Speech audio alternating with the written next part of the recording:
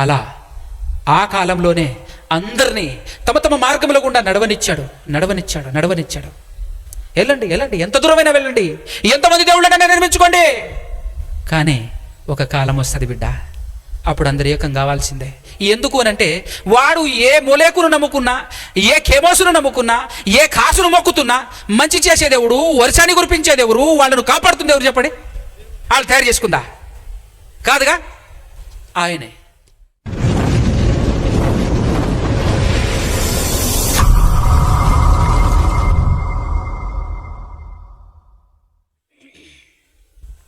సర్వోన్నతుడు, సర్వాధికారి, సమస్త సృష్టిని సృష్టించినటువంటి మన అందరి కనతండ్రి అయిన ఆ ఏకైక దేవదేవునికి, ఆయన కుమారుడు మన రక్షకుడైన యేసుక్రీస్తు ప్రభుల వారి ద్వారా పరిశుద్ధాత్మ సహాయముతోనే వేవేలా స్తుతి స్తోత్రాలు, కృతజ్ఞతాస్థుతులు చెల్లించుచున్నాను. అదేవిధముగా ఆయన మాటలు వినాలి, విన్న వాటి ప్రకారంగా బ్రతకాలి అనే ఆలోచన కలిగి వచ్చి కూర్చున్నటువంటి మీ అందరికీ, అదేవిధముగా మిమ్మల్ని దేవుని మాటల వైపు నడిపించడానికి ప్రయాసపడుతున్నటువంటి సేవకులైన, వేదిక అలంకరించినటువంటి సేవకులకుని క్రీస్తు పేరిటనే నా యొక్క శుభములు, వందనాలు తెలియజేస్తూ ఉన్నాను. గత 2 రోజులు మనం నేర్చుకున్నటువంటి పాఠం మరి మీకేమైనా జ్ఞాపకం ఉందా? జ్ఞాపకం లేకపోయినా జ్ఞాపకం ఉన్నా అసలు కాన్సెప్ట్ ఏంటి? అసలు మొదటి రోజు మనం ఏం మాట్లాడుకున్నాం? ఆ మాటలు వెనకాల ఉన్నటువంటి సారాంశం ఏం చెప్పడానికి మొదటి రోజు నేను మాట్లాడినటువంటి విషయాలు ఏం మాట్లాడాను అనేటువంటిది ఒక 2 మాటల్లో మీ ముందు ఉంచే ప్రయత్నం చేస్తాను. మొదటి రోజు ఏం మాట్లాడాను, రెండో రోజు ఏం మాట్లాడాను, ఈ రోజు ఏం మాట్లాడబోతున్నాను, లేదంటే దేవుడు నా ద్వారా మనతో మాట్లాడుతున్నటువంటి విషయాలు ఏంటనేది మనం జాగ్రత్తగా ఆలోచన చేద్దాం. మొదటి రోజు అంటే దేవుళ్ళ నిర్మాణం మనుషులు చేస్తున్నారు. ఎలా చేస్తున్నారంటే విగ్రహాల రూపంలో చేస్తున్నారు. ఎందుకు చేస్తున్నారు అని చెప్పేసి మనం అడుగుతున్నప్పుడు వాళ్ళు విగ్రహారాధన చేస్తున్నటువంటి వాళ్ళు కూడా ఎంతో ధైర్యంతో ఎందుకు చేయకూడదు, విగ్రహారాధన తప్పు అని నువ్వు మాట్లాడుతున్నావు, ఎందుకు తప్పు అని నిలదీసే స్థాయిలో వాళ్ళు నిలబడ్డరు. దానికి కారణం ఎవరు అనంటే నిజ దేవుణ్ణి తెలుసుకొని మహాజ్ఞాన గ్రంథమైన బైబిల్ని చేతపట్టుకొని ప్రపంచాన్ని సృష్టించి నడిపిస్తున్న దేవదేవుడు రాయించిన గ్రంథాన్ని చేతపట్టుకొని కూడా అలాంటి వారికి సమాధానం చెప్పలేని స్థితిలో మనం ఉన్నాము. సమాధానం చెప్పలేని స్థితి మాత్రమే కాదు, వాళ్ళు విగ్రహాలను పూజించటానికి అవకాశాన్ని ఇచ్చింది కూడా మనమే అనే వాస్తవాలు చెప్పాను. ఎలాగంటే వాళ్ళు మన బైబిల్ కూడా చదువుకొని నేర్చుకొని, ఇదిగో ఏ వస్తువులో ప్రకృతిలో సృష్టింపబడిన వస్తువులను పరిశోధిస్తే దేవుని లక్షణాలు మీకు కనబడతాయి అని మీ బైబిల్ కూడా చెప్పింది కదా అని చెప్పి, దైవ లక్షణాలు కలిగినటువంటి ప్రకృతిని పూజించటం తప్ప అని వాళ్ళు ప్రశ్నేసి, ఆ ప్రశ్నకు సమాధానం మన దగ్గర లేదు అని వాళ్ళు తెలుసుకొని, ఆ ప్రశ్నకు సమాధానం మన దగ్గర ఎందుకు లేదయ్యా అనంటే మనం ఎవరిని పూజిస్తున్నామో తెలుసా? దైవ లక్షణాలు కలిగిన యేసు ప్రభును పూజిస్తున్నాం కాబట్టి. వీళ్ళెట్టాగా సమాధానం చెప్పలేరు అని వాళ్ళకి అర్థమైపోయి, ఎందుకంటే వీళ్ళు కూడా ఏం చేస్తున్నారు, యేసుక్రీస్తులో దేవుని లక్షణాలు నిండుగా ఉన్నాయి అని చెప్పి ఆయన్ని దేవుణ్ణి చేసి పూజిస్తున్నప్పుడు మీ బైబిలే చెప్పింది దైవ లక్షణాలు ప్రకృతిలో కూడా ఉన్నాయని, మరి ఆ ప్రకృతిని పూజిస్తే తప్పేంట్రా అని అడుగుతున్నారు వాళ్ళు. అందుకోసమే మన జ్ఞానం కానివ్వండి, మన ప్రవర్తన కానివ్వండి ఎలా ఉండాలంటే ఎవడు కూడా సమాధానం మన దగ్గరికి వచ్చేసి సవాలు విసరటానికి వీలే లేదు. అంతటి జ్ఞానం ఒక క్రైస్తవుడి దగ్గర ఉండాలి. ఎలాంటి వాడినైనా సరే మనం సమాధానం చెప్పగలిగే స్థాయిలో మనం ఉండాలి అని అంటే బైబిల్ని సరైన పద్ధతిలో నియమం ప్రకారం నేర్చుకోవాలి. అవునా? నియమం ప్రకారం నేర్చుకోవాలి. అందుకోసమే ఈ విషయాన్ని మీ ముందుంచడానికి అన్యులు లేదా దేవుడు తెలియనటువంటి వారు మాట్లాడుతున్నటువంటి మాట ఏంటంటే, దేవుని లక్షణాలు ఎందులో అయితే ఉన్నాయో, ఎవరెవరిలో అయితే ఉన్నాయో వాళ్ళందరినీ మేము దేవుళ్ళుగానే పూజిస్తాం. మనుషులలో దేవుని లక్షణాలు కనబడినప్పటికీ మేము దేవుడనే పూజిస్తాం. అలాంటి వాడు చచ్చిపోతే ఆయన రూపాన్ని ఆ తర్వాత విగ్రహం చేసుకొని పూజిస్తామని వాళ్ళు అంటున్నారు. మనం ఏమంటున్నాం? దాదాపు అదే. కాబట్టి అలా కాకూడదు. అలా కాకుండా ఉండాలంటే మనం మారాలి, మన బిహేవియర్ మారాలి. యేసుక్రీస్తు వచ్చి ఏ దేవుణ్ణి ఆరాధించాడో, యేసుక్రీస్తు వచ్చి ఏ దేవుని గురించి నాకు చెప్పాడో, యేసుక్రీస్తు వచ్చి ఏ దేవుడు నన్ను పంపించాడని ఆయన చెప్పాడో, ఆ దేవుణ్ణి ఈరోజు నువ్వు నేను తెలుసుకుని ఆ దేవుణ్ణి అనుసరించబద్దులమై ఉన్నాం కదా. ఈ విషయాన్ని నేను మొదటి రోజు చెప్పిన పాఠం యొక్క సారాంశం. ఇక రెండో రోజు నేను మాట్లాడింది ఏంటో తెలుసా?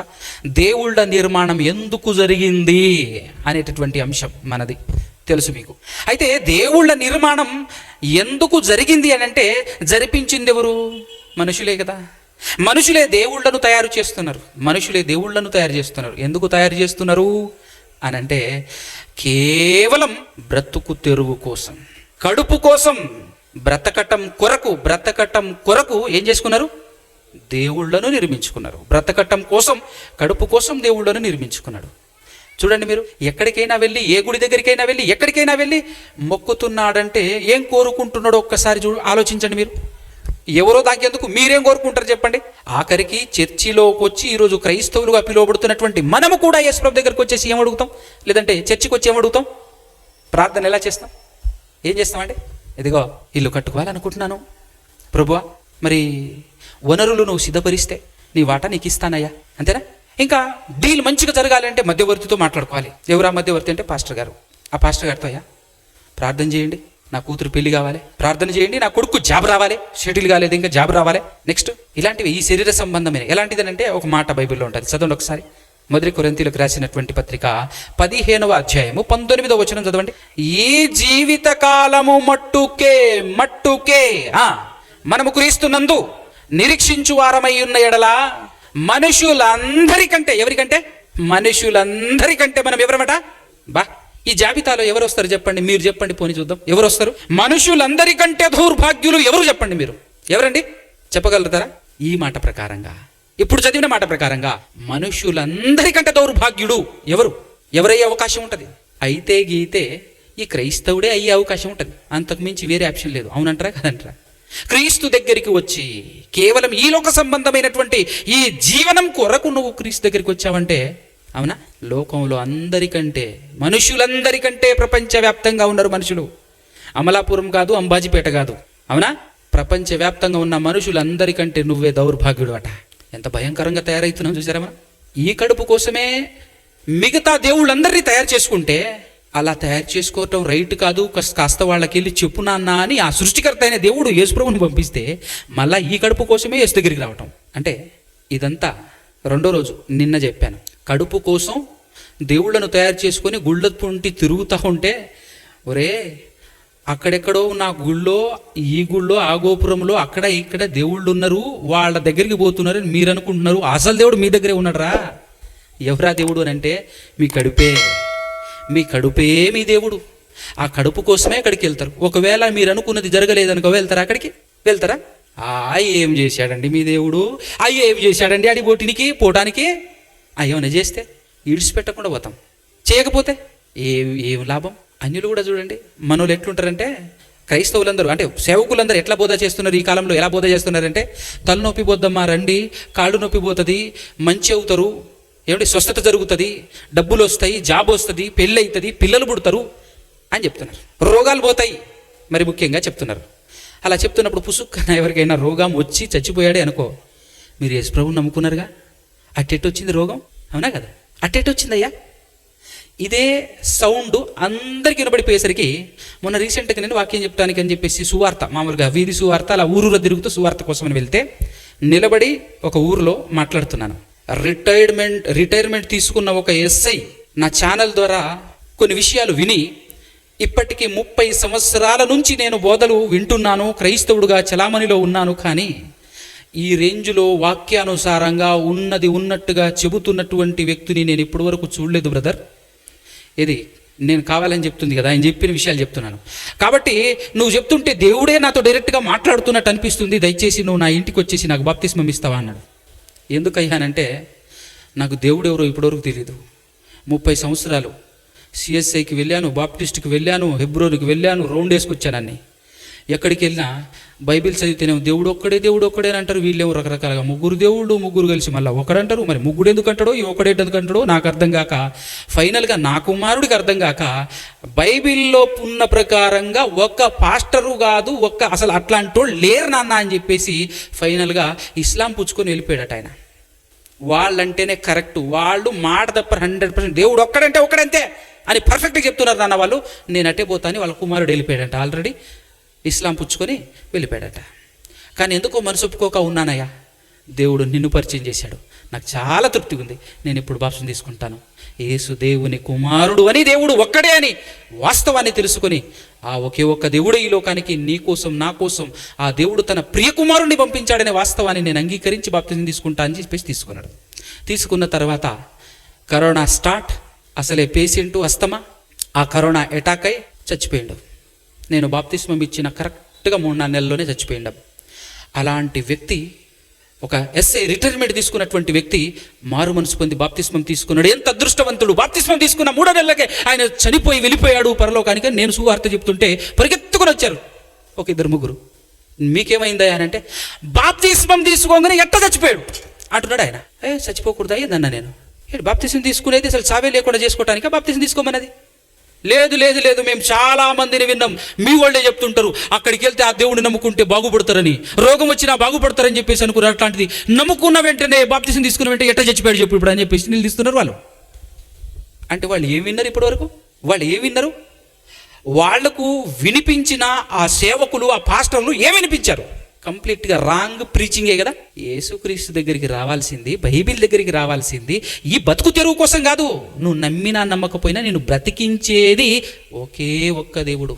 ఎవరైనా సరే, నువ్వు ముస్లిం అనుకో, హిందూ అనుకో, సిక్ అనుకో, బుద్ధిజం అనుకో, అసలు దేవుడే లేడనుకో, నిన్ను పుట్టించినందుకు పెంచి పోషించే బాధ్యత ఆయనది. నువ్వు దేవుడు దేవుడు దేవుడు అన్నానకపోయినా ఆయన పోషిస్తాడు. నారు పోసినోడే చివరి వరకు నీరు పోస్తాడు, యూరియా పెడతాడు, నీళ్ళ మందు కొడతాడు, అన్నీ చేస్తాడు. రిజల్ట్ వచ్చిన తర్వాతనే పొట్టును కాలుస్తాడు, ధాన్యాన్ని ఇంటికి పట్టుకుపోతాడు. అంతేనా కదా?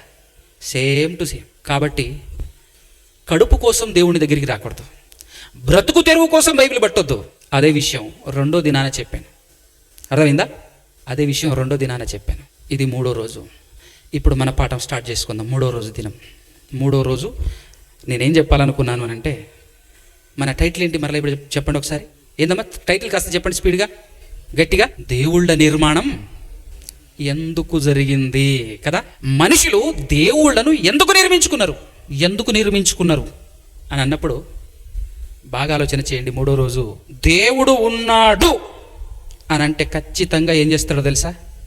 నీకు బుద్ధి చెప్తాడు, నీకు పాఠం చెప్తాడు, నీకు రూల్స్ అండ్ రెగ్యులేషన్స్ చెప్తాడు. అంతేనా కదా? ఇంట్లో తండ్రి ఉన్నాడు అని అంటే అర్థం ఏంటి? ప్రాణం పోయేంత వరకు గమ్మునైతే కూర్చోడు, ఖచ్చితంగా జాగ్రత్తలు చెప్తాడు, బుద్ధి చెప్తాడు. నాన్న ఆ పని చేయకు, నాన్న ఈ పని చేయకరా, ఆ పని చేయకరా అని చెప్తాడు. నాన్న బ్రతికి ఉన్నాడు ఇంట్లో అని అంటే ఖచ్చితంగా ఆయన బుద్ధి చెప్తాడు. అంతే, నువ్వు ఎంత పెద్దోడువైనగా. అది నాన్న మనసు. దేవుడు కూడా దేవుడు ఉన్నాడు అని అంటే ఖచ్చితంగా జాగ్రత్తలు చెప్తాడు, ఖచ్చితంగా బుద్ధి చెప్పే ప్రయత్నం చేస్తాడు. మనకు నచ్చందే అది కదా, అసలు మనకు గిట్టందే అది కదా, మనకు నచ్చదా. మన ఆది తల్లిదండ్రులు ఉన్నారు చూశారు, ఎవరు? ఆదాము. ఒక్క ఆజ్ఞ పాటించలేకపోయారండి, ఒక్క ఆజ్ఞ పాటించలేకపోయారు. ఉన్న చెట్ల ఫలాలన్నీ తిను, అదొక్కటి మాత్రం తినకన్నాడు. దేవుడు ఉన్నాడు అని అంటే ఖచ్చితంగా బుద్ధి చెప్తాడండి, ఖచ్చితంగా ఏదో ఒకటి చెప్తాడు. అంతే.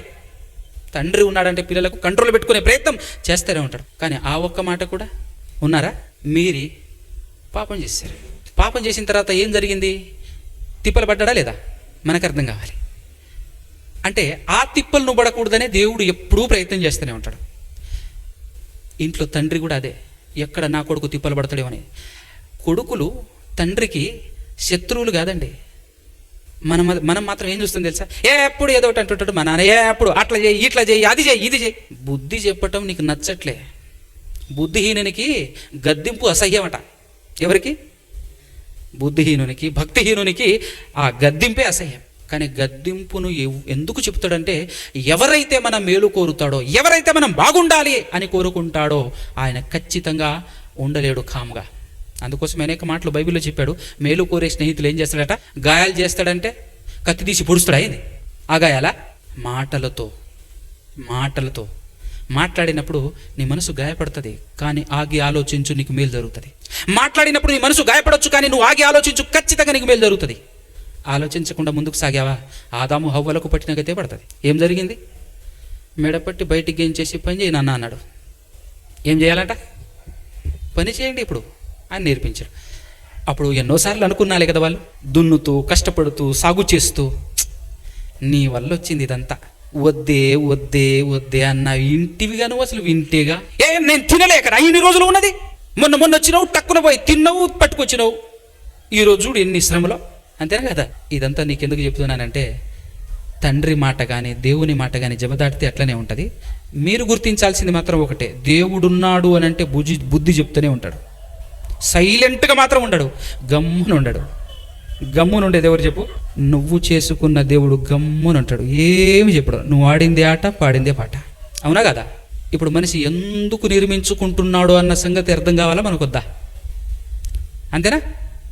ఈరోజు మనుషులు వేరే వేరే దేశాల్లో కానివ్వండి, మన దేశంలో కానీ బాగా డబ్బునోళ్ళు చేసే పని ఏంటో తెలుసా? కుక్కల్ని పెంచుకోవటం, కోతుల్ని పెంచుకోవటం, ఇంకా పిల్లుల్ని పెంచుకోవటం, పాముల్ని పెంచుకోవటం. ఎందుకు? అవి మన మాట వింటాయి. పిల్లోడు వీడినడుగా, వీడింట్లో ఉన్నాడంటే జేబులో జండు బామ్ ఉండాలి, ఎప్పుడు తలకాయ నొప్పి పెడుతుంటాడు. కాబట్టి వీడిని పెంచుకోవటం కన్నా కుక్కని పెంచుకోవటం బెటర్ కాదు? అట్లా వెళ్ళిపోయింది ఈ వారం. అంటే మనకు బుద్ధి చెప్తే ఇష్టం ఉండదు, మన మనసు గిట్టదు. దేవుడు ఆదాము హవ్వలను నిర్మించిన తర్వాత అండి, చాలా కొద్ది దినాలలోనే ఏం జరిగిందో తెలుసా? మనుషులందరూ పాడైపోయారు. దేవుడు వీళ్ళందరూ పాడైపోతుంటే చూసి తట్టుకోలేక దేవుడు చేసిన ప్రయత్నం, దేవుడు చెప్పించే ప్రయత్నం, ఎంత ప్రయత్నం చేశాడో తెలుసా?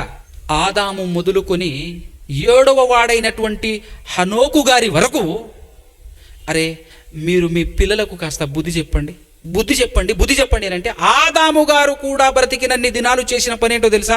బుద్ధి చెప్తూ తిరుగుతున్నాడండి. తెలుసా విషయం? ఒకసారి యూదా పత్రిక 1వ అధ్యాయమే 14-15 వచనాలు చదవండి. ఆదాము మొదలుకొని 7వ వాడైనటువంటి హనోకు కూడా వీరిని గురించి ప్రవచించి ఇట్లా, నేను ఇదిగో అందరికీ తీర్పు తీర్చుటకును వారిలో భక్తిహీనులకు వారిని భక్తిహీనముగా చేస్తున్నటువంటి క్రియలన్నింటినీ, ఆ క్రియలన్నింటినీ గురించి భక్తిహీనులైన పాపులు తమకు విరోధముగా చెప్పిన కఠినమైనటువంటి మాటలన్నింటిని గురించి వారి ఒప్పించటానికి వేవేల పరిశుద్ధుల పరివారముతో వచ్చాడు అనే విషయం ఇప్పుడు రాయిస్తున్నాడు. కానీ అప్పుడు జరిగింది ఏంటంటే, వాళ్ళందరూ ట్రై చేశారు బుద్ధి చెప్పడానికి. తన పిల్లలు పాడైపోతుంటే, దుర్మార్గులైపోతుంటే, తమ ఇష్టం వచ్చినట్టు బ్రతకటానికి ప్రయత్నం చేస్తుంటే, తమ మనసుకు నచ్చినట్టు. ఎందుకంటే ఎవరైనా మనకు బుద్ధి చెప్తే మన మనసుకు అస్సలు నచ్చదండి. మన మనసుకు తోచింది నచ్చింది చేయాలనుకుంటాం మనం, అంతే తప్ప ఎవడో చెప్పింది మనం వినటమేంది, ఎవడో చెప్తే మనం వినటమేంది అనేటటువంటి తీరు ఆనాటి నుంచి నేటి వరకు ఏమాత్రం మారలే. భయంకరమైనటువంటి మన మనసు ఏది చెప్తే అది చేసుకుంటూ ముందుకు సాగే ప్రయత్నం చేస్తూ ఉన్నప్పుడు, దేవుడు ఎవరి ద్వారా చెప్పించాడు? ఆదాము మొదలుకొని హనోకు వరకు బుద్ధి చెప్పించాడు. అంత మాత్రమే కాకుండా ఇంకా ఏం ప్రయత్నం చేశాడో తెలుసా? ఒక్కసారి ఆదికాండం 6వ అధ్యాయం 3వ వచనం చదవండి. అప్పుడు యెహోవా నా ఆత్మ నరులతో ఎల్లప్పుడూ వాదించదు అన్నాడంటే అర్థం ఏంటంటే, ప్రయత్నం చేసి చేసి చేసి చేసి ఎంత ట్రై చేసినా, అంటే దేవుడు తన ఆత్మను పంపించి కూడా మనుషులను బుద్ధి చెప్పించేటటువంటి ప్రయత్నం చేస్తున్నాడు ఊకోకుండా కదా అనే విషయం మనకి ఇక్కడ అర్థమవుతుంది. ఎంత బుద్ధి చెప్పించినా ఏ ఒక్కడు వినే రకంలో లేడు, ఏ ఒక్కడు వినట్లేడు. ఇక లాభం లేదనుకొని ఏం చేశాడో తెలుసు కదా మనందరికీ. ఇటుపక్క ఆదాము మొదలుకొని హనోకు గారి వరకు బుద్ధి చెప్తూ ఉన్నారు.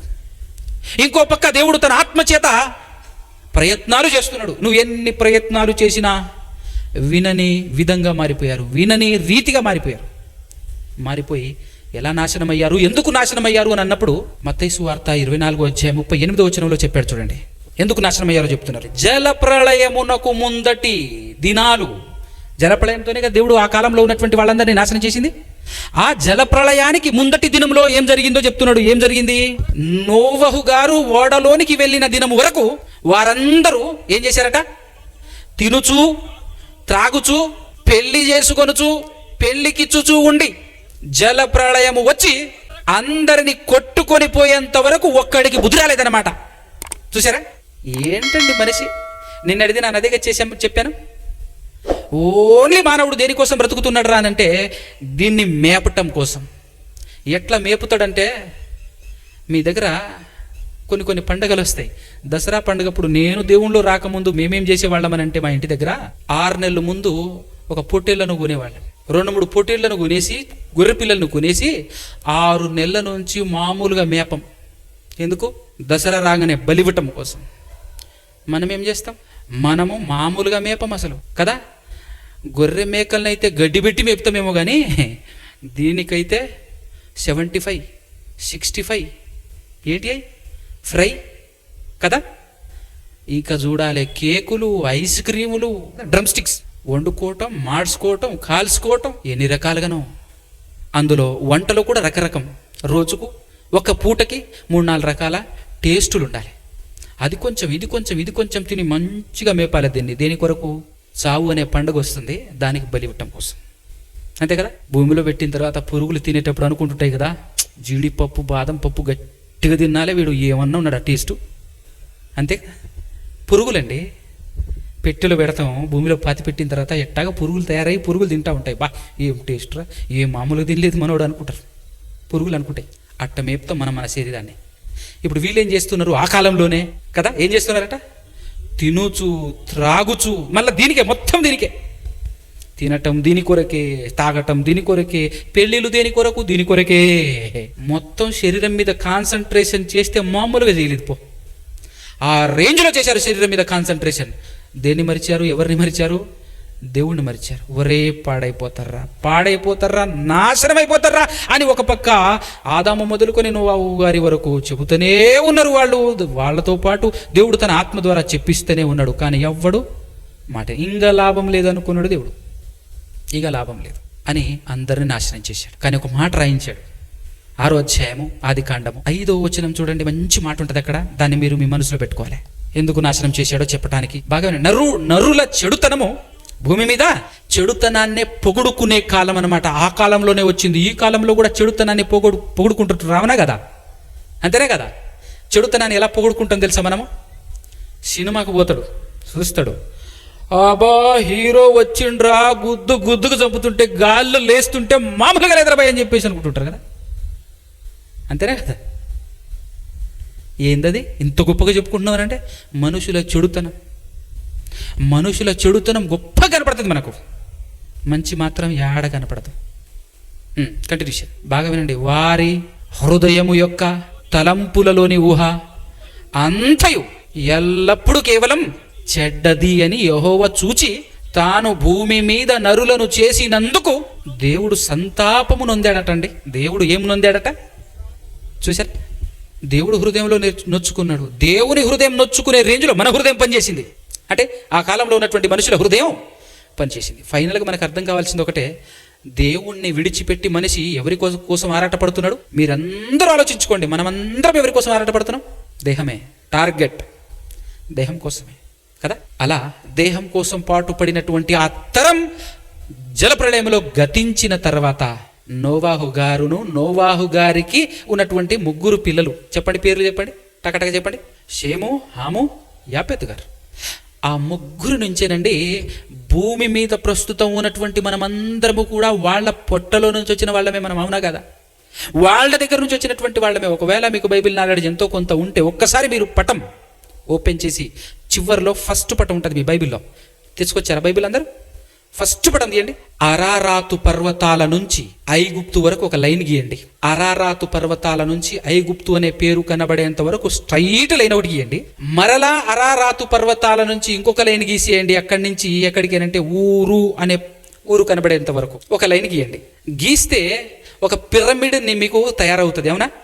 ఎందుకు అలా గీయమన్నాను అంటే, ఈ పిరమిడ్ లోపట భాగం మొత్తం కూడా హాము గారి సంతానం విస్తరించింది. ఈ పిరమిడ్కి రైట్ సైడ్ అంటే బబులోను, బాబేలు అనే ఈ ప్రాంతం అంతా కూడా షేము గారి సంతానం విస్తరించింది.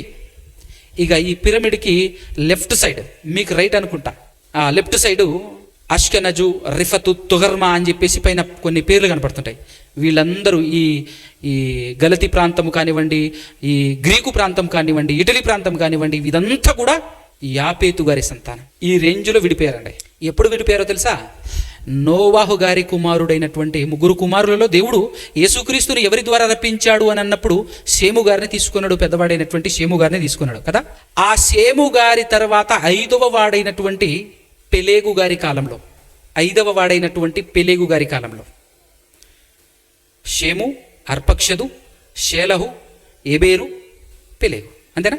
ఈ 5వ వాడైనటువంటి పెలేగు గారి కాలం వచ్చేసరికి జలప్రళయం గతించి ఎన్ని సంవత్సరాలు అయి ఉంటుంది అంటే 150 సంవత్సరాలండి. 130 నుంచి 150 సంవత్సరాలు. 131వ సంవత్సరాన జలప్రళయం గతించిన తర్వాత 131వ సంవత్సరాన పెలేగు 5వ వాడు పుడతాడు. ఆయన పుట్టిన తర్వాత ఆయన కాలంలోనే భూమి దేశములుగా విభాగింపబడింది అని అంటాడు. అంటే అప్పటికి దగ్గర దగ్గర 130 నుంచి 150 సంవత్సరాల వ్యవధిలోనే ఎందుకు విడిపోయారు, ఎవరు విడగొట్టారు అని అంటే, వీళ్ళు బాబేలు అనే ప్రాంతంలోకి వచ్చేసి పెద్ద గోపురం కట్టేసి అందరం ఇక్కడే ఉండిపోదామని అంటే, దేవుడు మీరు భూ ప్రపంచములో అన్ని చోట్ల వ్యాప్తి చెందాలి, భూమి నిండాలి అనేటటువంటి ఆలోచనతో దేవుడు ఏం చేశారంటే అందరి భాషలను తారుమారు చేసేసి విడగొట్టినప్పుడు ఏ విధంగా వాళ్ళు విడిపోయారు, ఏ విధంగా విస్తరించిపోయారో చెప్పడానికే మీకు ఆ మ్యాప్లో ఆ పిరమిడ్ లాంటి ఆకారం గీయమని చెప్పాను. మీకు ఐడియా ఉండటం కోసం చెప్తాను. అయితే మరలా చాలా తక్కువ కాలంలోనే మరలా ఏం జరిగిందో తెలుసా? నోవాహు గారు ఒక్కడే, ఆ నోవాహు గారి ద్వారా ఆయనకు పుట్టినటువంటి 3 పిల్లలు, ఆ 3 పిల్లల ద్వారానే అందరూ ఒక తండ్రి నుంచి పుట్టుకొచ్చినటువంటి వాళ్ళే కదా వీళ్ళందరూ. అయినప్పటికీ కొద్ది దినాలలోనే మరలా ఏం జరిగిందో తెలుసా? దేవుణ్ణి మరిచి దేవుణ్ణి విడిచిపెట్టడం జరిగింది. జలప్రళయం గతించిన 292వ సంవత్సరంలో అబ్రహాం గారు భూమి మీద పుడతారు. షేము గారి తర్వాత 10వ వాడు, మరలా షేము గారి తర్వాత 10వ వాడైనటువంటి అబ్రహాము గారు 292వ సంవత్సరంలో అబ్రహాము గారు పుడితే, అబ్రహాము గారు పుట్టి 58 సంవత్సరాలు బ్రతికిన తర్వాత అబ్రహాము గారి 58వ ఏట నోవాహు గారు చచ్చిపోతారు. ఎవరు చచ్చిపోతారు? నోవాహు గారు చచ్చిపోతారు. అలా ఆయన చనిపోయిన తర్వాత దేవుడు నా కొరకు ఆలోచించే నాదుడెవరైనా ఉన్నారా అని వెతకటం మొదలు పెట్టాడండి. ఎన్ని సంవత్సరాలకి చెప్పండి? జలప్రళయము గతించి కొద్ది దినాలు కూడా కాలేదు, ఒక 200-300 సంవత్సరాలు కూడా కాక మునిపే ఏమైపోయారు? అందరూ ఏమైపోయారు? దేవుని విడిచిపెట్టారండి. ఇప్పుడు అబ్రహాము గారిని వెతికారు. ఇంతకు అబ్రహాము గారి తల్లిదండ్రులు ఏం చేస్తున్నారు తెలుసు కదా మీకు? అబ్రహాము గారి తల్లిదండ్రులు ఏం చేస్తున్నారు? తెరహు గారు కానివ్వండి, తెరహు గారి తండ్రి అయినటువంటి నాహోరు గారి కానివ్వండి, వీళ్ళు ఏం చేస్తున్నారో తెలుసా? ఒకసారి చూడండి, యెహోషువ గ్రంథం 24వ అధ్యాయం 2వ వచనం. యెహోషువ గారు జనులందరితో ఏమని మాట్లాడుతున్నాడంటే, ఇశ్రాయేలీయుల దేవుడైన యెహోవా చెప్పేది ఏంటంటే, ఆది కాలము నుండి మీ పితరులు అనగా అబ్రహామునకును నాహోరునకును తండ్రి అయినటువంటి తెరహు గారి కుటుంబీకులట నది యుప్రటీసు అద్దరిన నివసించి, చూశారండి, అంతలోనే ఈ దేవతలు యాడ్ నుంచి వచ్చినాయండి. అంత తొందరగా ఎలా తయారు చేసుకున్నారు వీళ్ళు? అంత తొందరగానా? అప్పటికి చెప్పండి, ఇప్పుడు తెరహు గారి కుటుంబం అంటే అప్పటికి అబ్రహాము గారు పుట్టక ముందే అంటే నోవాహు గారు బతికే ఉన్నారుగా. జలప్రళయాన్ని కళ్ళారా చూసినటువంటి వ్యక్తి బ్రతికే ఉండగా ఎవరిని మర్చిపోయారు వీళ్ళందరూ? మర్చిపోవటం మాత్రమే కాకుండా ఏం తయారు చేసుకున్నారు? ఎంత స్పీడు! ఎలా తయారు చేసుకుంటున్నారు చూసారా? తమ కొరకు ఎవరిని తయారు చేసుకుంటున్నారు? దేవతలను తయారు చేసుకొని పూజిస్తున్నారట అప్పటికే. అప్పుడు దేవుడు వెతికితే దొరికినటువంటి వ్యక్తి ఎవరో తెలుసా? అబ్రహాము గారు. అబ్రహాము గారిని ఎప్పుడు పట్టుకొని ఉంటాడంటే నోవాహు గారు చనిపోయిన తర్వాతనే. అబ్రహాము గారికి 58వ ఏట నోవాహు గారు చనిపోయారని చెప్పాను కదా. చనిపోయిన తర్వాత అబ్రహాము గారికి ఒక 60-65 సంవత్సరాల వయసు ఉన్నప్పుడు ఊరు అనే ప్రాంతంలో నుంచి పిలిస్తే ఊరు అనే ప్రాంతంలో నుంచి హారానుకు రావటం. హారానులో ఎవరెవరు వచ్చారు అని అంటే అబ్రహాము గారు, లోతు గారు. వీళ్ళెవరి సంతానం? షేము గారి, అవునా కదా? షేము గారి సంతానం. ఎటువైపు ఉన్నారు? పిరమిడ్కి అవతల పక్కే ఉన్నారు, అవునా కదా? అట్నుంచి వచ్చి హారానుకు సెంటర్కి వచ్చేసి అక్కడి నుంచి మళ్ళీ ఎందులో ఎంటర్ అయ్యారు తెలుసా? హాము గారి సంతానమైన ఆ కనాను భూభాగములోనికి ఎంటర్ అయిపోయారు వాళ్ళు. ఆ ఇద్దరు ఎవరిద్దరు? ఇప్పుడు బాగా వినండి, జాగ్రత్తగా వినండి. అప్పటికే మన ఆ దేవునికి దొరికినటువంటి అబ్రహాము గారి తల్లిదండ్రులే విగ్రహాలు నిర్మించుకున్నారు అని అంటే, ఇక అక్కడి నుంచి దూరం అయిపోయి విడిపోయి ఆయా ప్రాంతాలకు విడిపోయినటువంటి వాళ్ళందరూ ఏం చేసుకొని ఉంటారు? మీరు ఆలోచన చేయండి, మీరు చెప్పండి. అసలు సిసలైనటువంటి దేవుణ్ణి విడిచిపెట్టి అసలు దేవుణ్ణి ఎందుకు విడిచిపెడుతున్నారు వీళ్ళు? చెప్పండి. ఇప్పటివరకు చెప్పాను మీకు మాట. అసలు దేవుణ్ణి ఎందుకు విడిచిపెడుతున్నారు? పదే పోయి విగ్రహాలు ఎందుకు చేసుకుంటున్నారు? ఎందుకు చెప్పండి? ఎందుకు? ఈయనైతే రూల్స్ అండ్ రెగ్యులేషన్స్ చెప్తాడు, ఇవైతే సైలెంట్గా గమ్మునుంటాయి. మనం ఏడబెడితే ఆడనే, మనం ఏం చేస్తే అదే. అంతేనా? మనసు చూడు, మానవ మనసు చూడు ఎట్లుందో. అయితే దేవుడు ఆలోచించిండు, ఇక ఊకే వీళ్ళను సంపటం. ఎందుకంటే అప్పటికే 200-300 సంవత్సరాలు కాకముందే జలప్రళయం అయిపోయింది. భయంకరమైనటువంటి జలప్రళయం, అందరినీ చంపేశాడు.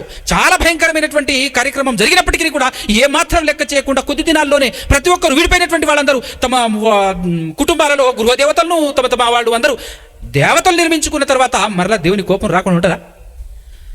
కానీ దేవుడు ఏమనుకున్నాడంటే ఇక మరలా జలప్రళయమో మరలా ఇంకొక ప్రళయమో తెచ్చి వీళ్ళందరినీ చంపను అని ఒక ప్లాన్ వేసుకున్నాడండి. ఆదికాండం 8వ అధ్యాయంలో ఏం మాట్లాడాడో చూడండి ఒకసారి. ఆదికాండం 8వ అధ్యాయంలో 21వ వచనం చూడండి. మంచి మాట. ఆయనలో ఆయన అనుకున్న మాట, ఆయన చెప్పినటువంటి మాట, దేవుడు చెప్పినటువంటి మాట. మనుషుల యొక్క తీరు తెన్నులు చూసి, బుద్ధి చూసి, అప్పుడు యెహోవా ఇంపైన సువాసన ఆజ్ఞానించి, ఇక ఇది బాగున్నాడు, ఇక మీదట నరులను బట్టి భూమిని మరలా ఏం చేయను, శపించను. ఎందుకు ప్రభువా? భయంకరంగా మరలా పాపం స్టార్ట్ అయిపోయింది, మరలా విగ్రహాలు తయారు చేసుకున్నారు, మిమ్మల్ని మర్చిపోయారు. మరలా ఇక ఈ మనుషుల్ని బట్టి నేను భూమిని శపించను. ఎందుకంటే ఏం చెప్తున్నాడు వినండి, మీరందరూ వినండి.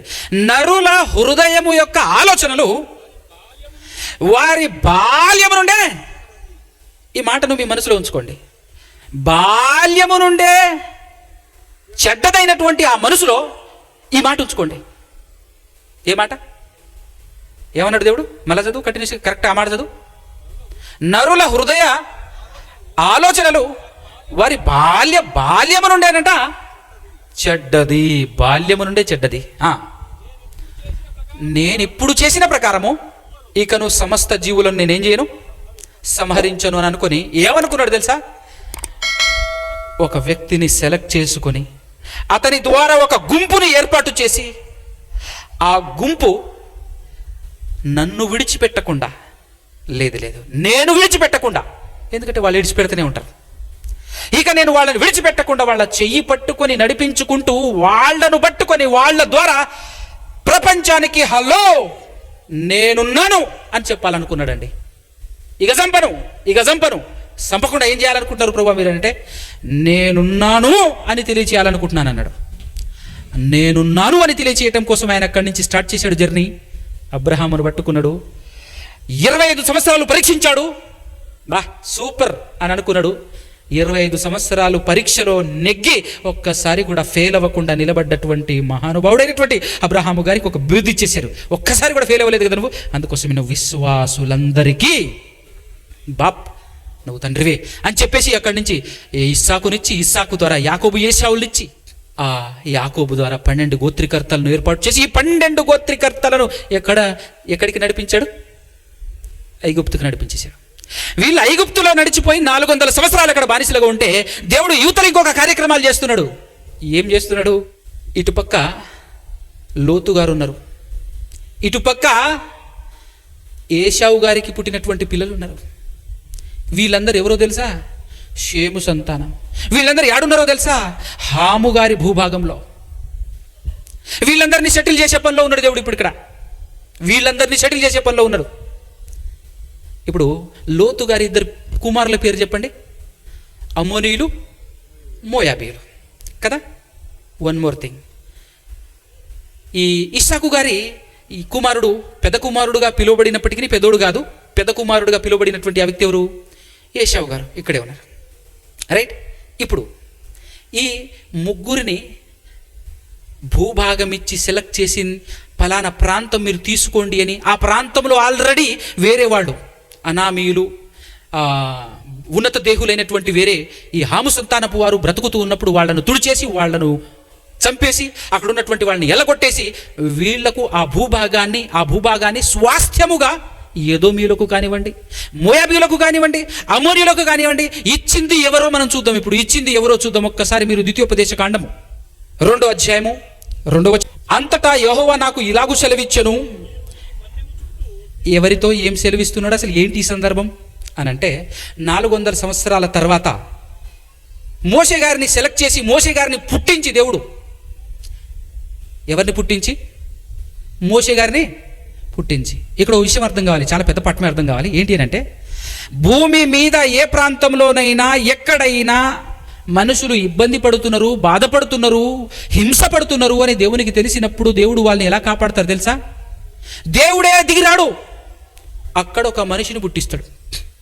అలా ఆ బానిసత్వంలో బ్రతుకుతున్న ఇశ్రాయేలుల మధ్య ఒక వ్యక్తిని పుట్టించాడు దేవుడు. ఆ వ్యక్తి మోషే గారు. ఆ మోషే గారి ద్వారా వాళ్ళందరినీ బయటికి రప్పించాడు. అనేక అద్భుతాలు, సూచక క్రియలు చేపించి బయటికి రప్పించిన తర్వాత వాళ్ళు బయటికి వస్తూ ఉంటే వచ్చేసిన తర్వాత సముద్రం దాటేసి ఆ కనాను భూభాగం దగ్గరికి వచ్చేసి అక్కడి నుంచి తిరిగి ఎదోమీయుల భూభాగంలో నుంచి ప్రయాణం చేయాల్సిన పరిస్థితి ఏర్పడినప్పుడు అక్కడ దేవుడు ఆయనతో మాట్లాడతాడు.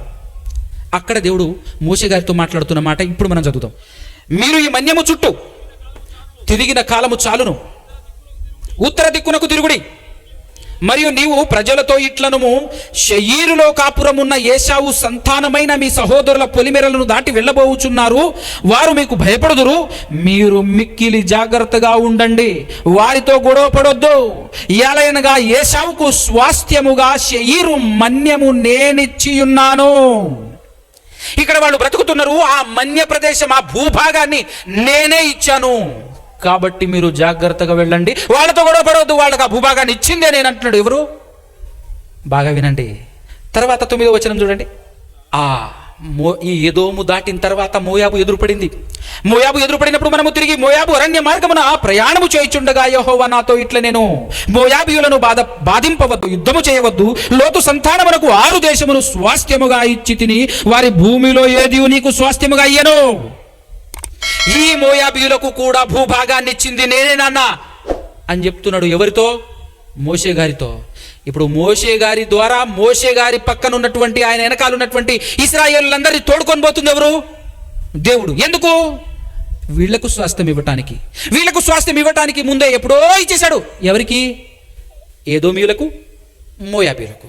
ఈ మోయాబు దేశం కూడా దాటిన తర్వాత ఇంకొకరు ఎదురు పడతారు. వాళ్ళెవరు అంటే 18వ వచనం చూడండి. 18వ వచనం. అమ్మోనీయుల మార్గమున వెళ్ళినప్పుడు వారిని బాధింపవద్దు, వారితో యుద్ధము చేయవద్దు. ఏలైనగా లోతు సంతానమునకు దానిని స్వాస్థ్యముగా ఇచ్చినందున అమ్మోనీయుల దేశములో నీకు స్వాస్థ్యము ఇయ్యను. కాబట్టి వాళ్ళను కూడా నువ్వేం చేయొద్దు, బాధ పెట్టొద్దు. వాళ్ళను కూడా మీరు వాళ్ళతో కూడా గొడవ పడొద్దు. వాళ్ళకు ఆ భూభాగాన్ని ఇచ్చింది ఎవరు? నేనే అంటున్నాడు దేవుడు.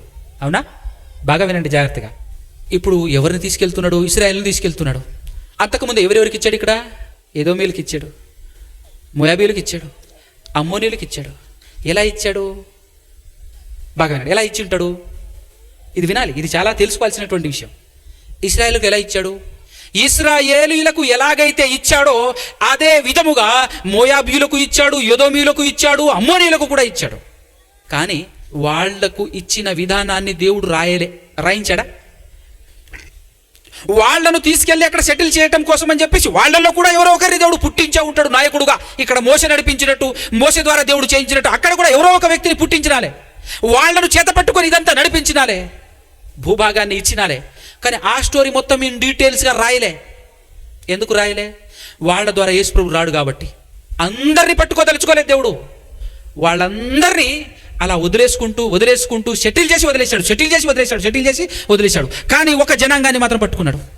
ఎందుకంటే దేవుని ప్రణాళికలో దేవుడు ఉన్నాడు, దేవుని లెక్కల ప్రకారంగా దేవుడు వెళ్తున్నాడు అక్కడ. అలా వీళ్ళందరినీ వదిలేసి ఎవరిని ఎక్కడ సెటిల్ చేశాడు? ఇజ్రాయేలుని ఎక్కడ సెటిల్ చేశాడు? కనాను భూభాగంలో అక్కడ ఉన్నటువంటి ప్రాంతంలో తప్పు చేస్తున్నటువంటి వాళ్ళందరినీ చంపేసి వీళ్ళ చేత చంపించేసేసి వీళ్ళని సెటిల్ చేశారు. సెటిల్ చేసిన కొన్నాళ్ళకే అమ్మోనీలు ఏం చేశారు అని అంటే ఇశ్రాయేలుల మీద యుద్ధానికి వచ్చారు. ఎవరు? అమ్మోనీయులు. మీరు ఆక్రమించుకున్న భూభాగం మాకు ఇవ్వాలి, ఇప్పుడు మేము యుద్ధానికి వస్తామని వచ్చారు. అప్పటికి రాజు లేడు ఇశ్రాయేలులకు. అప్పటికి న్యాయాధిపతుల కాలం జరుగుతుంది. న్యాయాధిపతులను నియమించి వాళ్ళ ద్వారా దేవుడు వీళ్ళని పరిపాలిస్తున్నటువంటి కాలం. అప్పుడు మాలో పోరాడేవాళ్ళు లేరు, ఈ అమ్మోనీయులు ఏం తెగ ఇబ్బంది పెడుతున్నారు, ఏం చేద్దామని చెప్పేసి ఒక నాయకుడిని సెలెక్ట్ చేసుకొని తీసుకొస్తారు వాళ్ళు. ఆ నాయకుని పేరు యోప్తా గారు. ఆ యోప్తా గారు వచ్చేసి వీళ్ళతో మాట్లాడినప్పుడు రాయభారం ఫస్ట్ యుద్ధం జరిగే ముందు నువ్వు ఎందుకు వచ్చినావు అని వీళ్ళు అడుగుతారుగా. నేను పలాందానికి వచ్చాను అని ఆయన అంటాడు కదా. ఆ డిస్కషన్ జరుగుతున్నప్పుడు ఆ డిస్కషన్లో ఒక మాట గిర్రం తిరిగింది. అది వినేసరికి నాకు అదేంటో ఒక్కసారి న్యాయాధిపతుల గ్రంథం 11వ అధ్యాయము 24వ వచనం చదివితే బుర్ర తిరిగి వద్దు మనకు. చదవండి ఒకసారి. ఎవరు మాట్లాడుతున్నారు అని అంటే ఇక్కడ యోప్తా గారు మాట్లాడుతున్నారు. ఒకసారి 23 నుంచి చూద్దాం.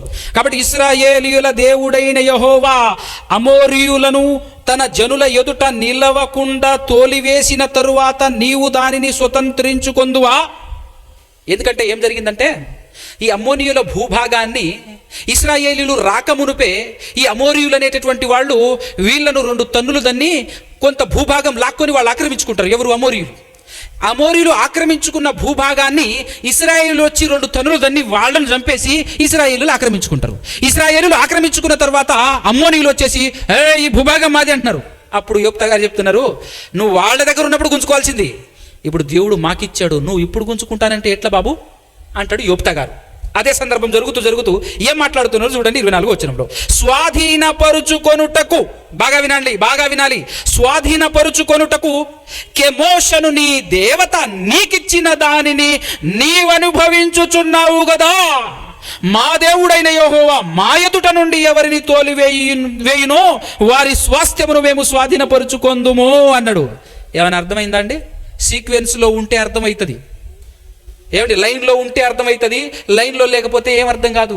అసలు ఏం మాట్లాడిండో ఇక్కడ అర్థమైందా మీకు? అమ్మోనీయులకు ఆ భూభాగం ఇచ్చింది ఎవరండి? అమ్మోనీయులకు ఆ భూభాగం ఇచ్చింది ఎవరు?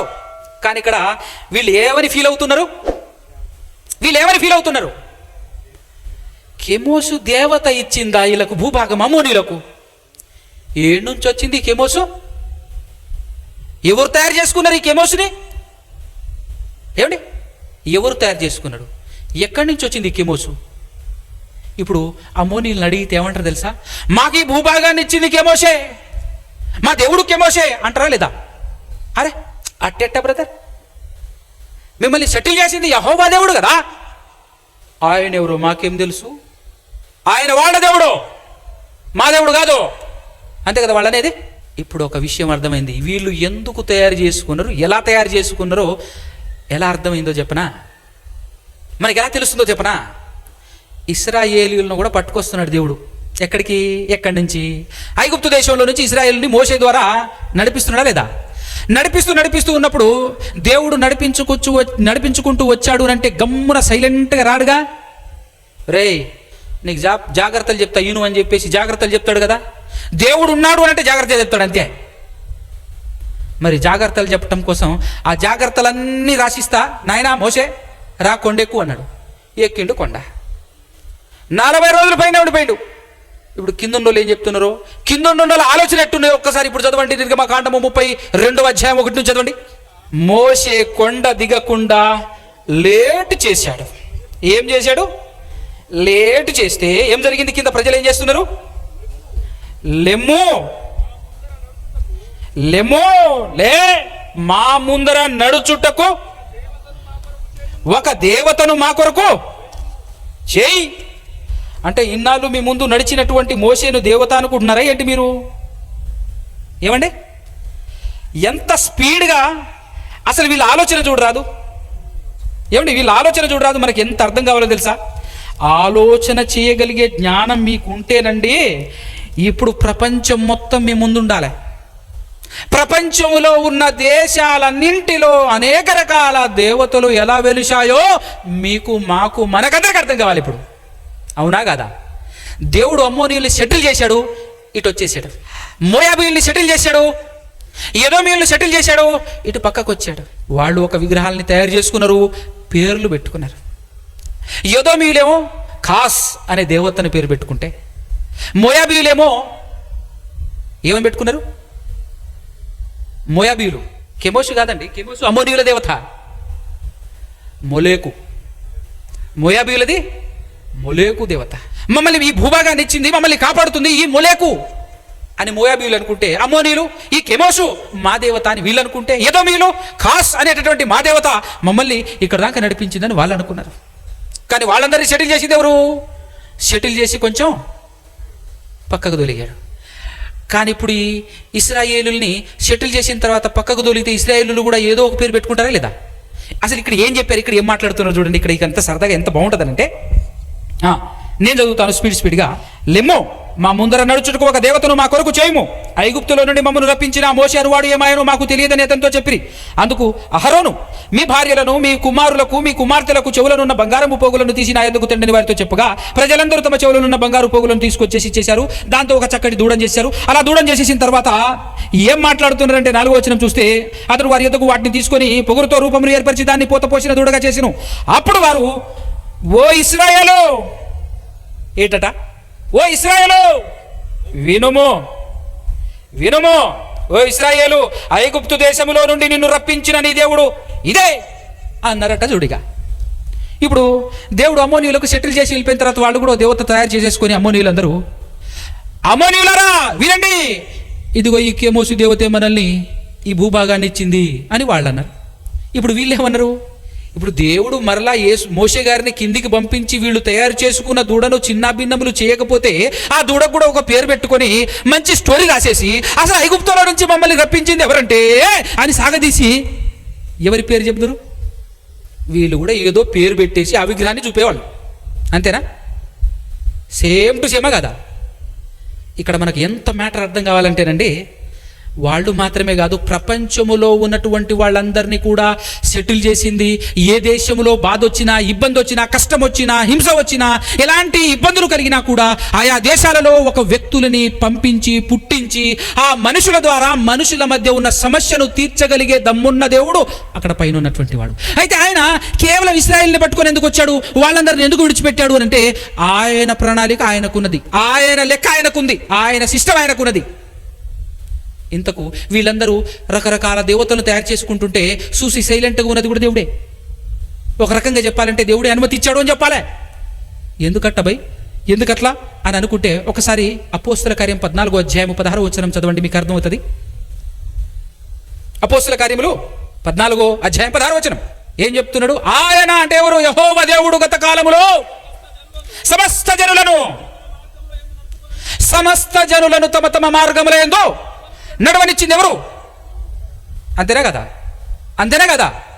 ఎందుకనంటే ఇక్కడ ఇశ్రాయేలుని పట్టుకొని ప్రపంచంలో నేనే దేవుణ్ణి అని చూపించుకోవాలని ప్రయత్నం చేస్తున్నాడు ఆ కాలంలో. గనుక వీళ్ళందరూ ఎంత దూరం వెళ్ళినా కూడా మరలా ఒకటి చేయాలి, యేసుక్రీస్తును పంపించి అనే ప్రణాళిక ఆయన హృదయంలో ఉంది కనుక దేవుడు ఏం చేశాడో తెలుసా?